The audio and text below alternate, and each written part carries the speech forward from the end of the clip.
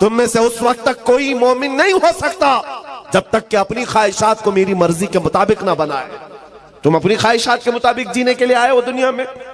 यहां लोग, आपसे एक मसला मैं पूछता हूं, ये मेरी चादर है, मैं इसको चाहे 4 मरतबा फोल्ड करके पहनूं, 3 मरतबा, मेरा इख्तियार है कि नहीं है?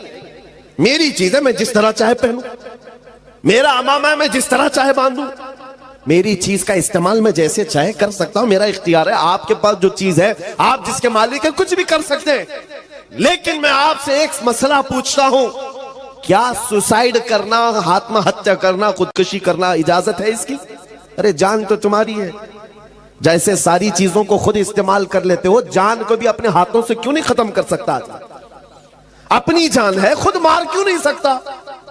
नहीं, इसकी इजाजत नहीं है सुसाइड करने की।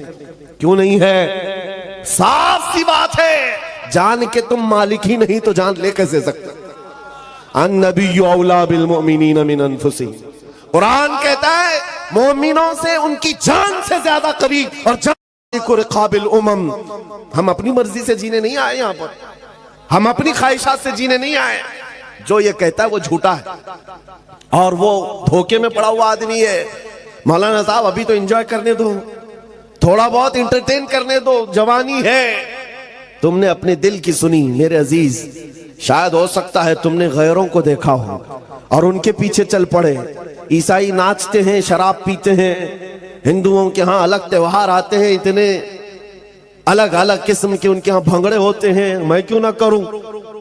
शेर चला कुत्ते की चाल, अपनी चाल भूल गया। तुमको नबी रहमत सल्लल्लाहु अलैहि वसल्लम की उम्मत में बनाया गया और रब ने खैर उम्मत का लक़ब तुम्हें दिया। तुम्हें कुत्तों को देखने के लिए नहीं भेजा गया, तुम्हें खालिद बिन वलीद को देखने के लिए भेजा गया है। सलाहुद्दीन अय्यूबी को देखो, मुस्तफा करीम के कदमों को देखो। अपने से नीचों को देखोगे तो नीचे बनते चले जाओगे, ऊपर देखो अल्लाह तुम्हें बुलंदी पर ले जाएगा। ऊपर देखो। अपनी ख्वाहिशात से हम जीने नहीं आए हैं, हमें जो करना है यहां पर।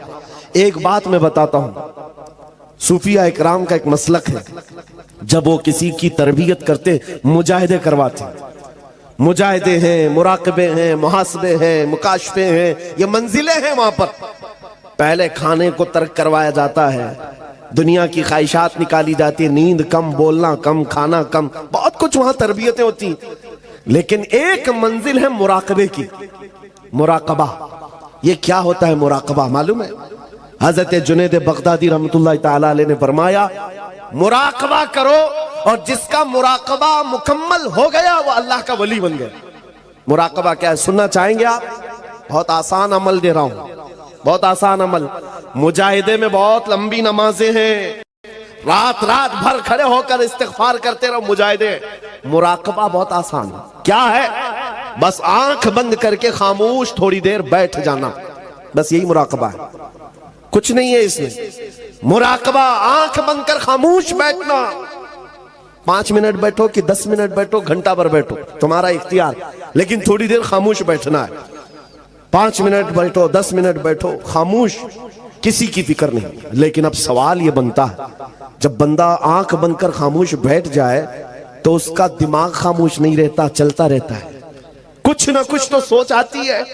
अरे वो कहीं पे भी तन्हा बैठे तो उसकी अकल के घोड़े दौड़ते रहते हैं, वो खामोश नहीं हो सकते।